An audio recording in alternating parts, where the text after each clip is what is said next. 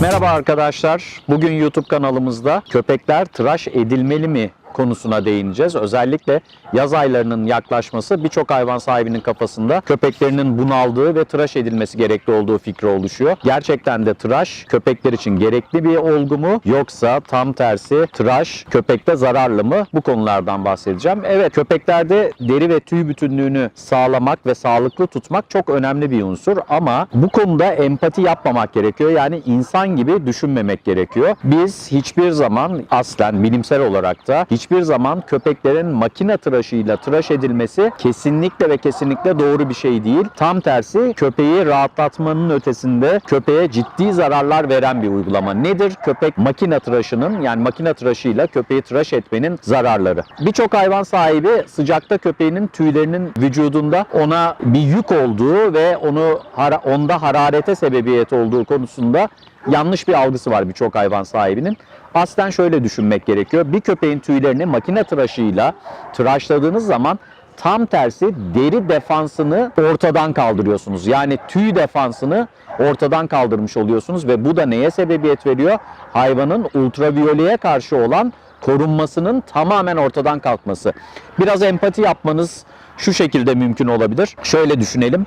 Biz de saçımızı sıfıra vurup tıraş edip güneşin altına çıksak ultraviyolenin deriye nüfuz etmesi çok daha kolaylaşır. Dolayısıyla bu daha rahatsız edici, özellikle güneşin yakıcı ultraviyole ışınlarının daha fazla deriye nüfuz etmesi ve buna bağlı olarak deri bütünlüğünün bozulmasına sebebiyet verir. Makine tıraşının zararlarından birincisi deri bütünlüğünü bozmak, tüy bütünlüğünü bozmak. Özellikle de alt tüy yapısı olan köpeklerde undercoat dediğimiz tüy yapısına sahip, bu köpekte olduğu gibi bir Pomerian, bu köpeklerde olduğu gibi deri bütünlüğünün, tüy bütünlüğünün bozulması ve buna bağlı olarak ultraviyoleye, zararlı ışınlara açık hale gelmesi köpeğin.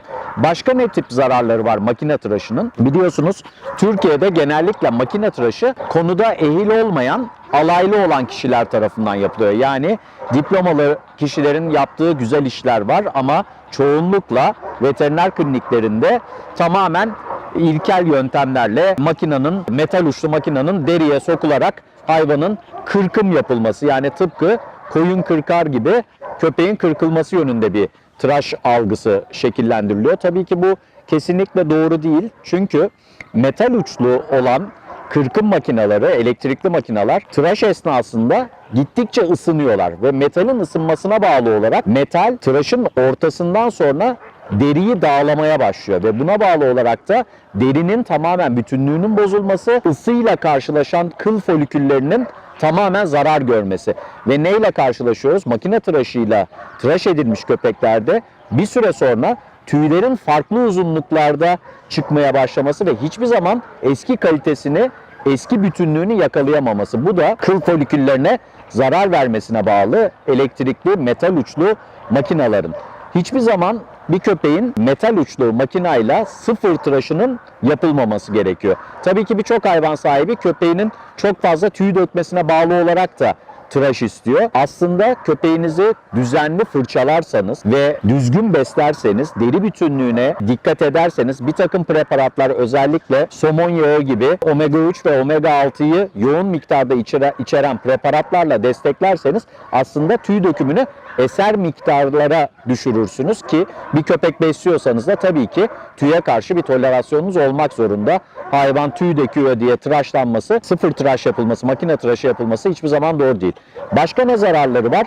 Makine tıraşıyla tıraş edilmiş köpekler tüy defansı ortadan kalktığı için, tüy bütünlüğü bozulduğu için çok daha kolay yaralanırlar. Biliyorsunuz köpekler hareketli canlılar ve bizim gibi dikkatleri, özellikle objelere karşı dikkatleri bizim kadar yoğun değil. Dolayısıyla oyun oynarken sağa sola çarpan köpek, özellikle tıraşta kuyruğu tıraş edilmiş, hareketli organları tıraş edilmiş köpeklerde sağa sola çarpmaya bağlı deri defansı, yani tüy defansı olmadığı için çok çabuk yaraların açılması ve kuyruk gibi hareketli organlarda açılan yaralarında çok zor iyileşmesi. Bu da makine tıraşının zararlarından bir tanesi. Yine makine tıraşının zararlarından bir tanesi, biliyorsunuz kliniklerde ya da tıraş yapan yerlerde makineler bir köpekte kullanılıp sonra başka bir köpekte kullanılıyor. Sonra başka bir köpekte ve çok fazla fazla dezenfeksiyon ve sterilizasyona dikkat edilmediği için kontak dermatit dediğimiz başka bir köpekten bazı hastalıkların deri yoluyla geçen veyahut da kontakla geçen hastalıkların başka bir köpeğe nakledilmesi tıraş esnasında oldukça mümkün. Bunun haricinde makine tıraşı, makinenin çıkarttığı ses, ısı köpeği ciddi anlamda irite ettiği için köpek için aynı zamanda bir travmadır. Özellikle makine tıraşına alışık olmayan bir köpek makine tıraşı esnasında zaptı alınmak üzere çoğunlukla yanlış manipüle edilir, sıkıştırılır, sindirilir, bastırılır ve bu hayvan için de bir travmadır ve makine tıraşlarından sonra post travmatik stres bozuklukları köpeklerin özellikle tüylerini kaybetmesine bağlı olarak depresyona girmesi veyahut da psikolojik olarak, zihinsel olarak sekteye uğraması gibi şeylerle de karşılaşıyoruz. Yani olayın psikolojik boyutu da söz konusu olabiliyor. Yine makine tıraşının yani sıfır tıraşın zararlarından diğeri de ektoparazitlerin yani kene, pire gibi parazitlerin çok çabuk deriye nüfuz etmesi. Biliyorsunuz normalde tüyleri olan bir köpekte kene geldiği zaman ilk önce tüy defansını geçip deriye ulaşması ve köpeği ısırması ve kan emmeye başlaması gerekiyor. Ama tüyleri olmayan bir köpekte kene üstüne geldiği gibi köpeği ısırabiliyor. Çünkü deri açıklıklarını çok rahat algılıyor ve buna bağlı olarak dış parazitlere karşı da köpeğin defansı kaybolmuş oluyor sıfır tıraş yapıldığında.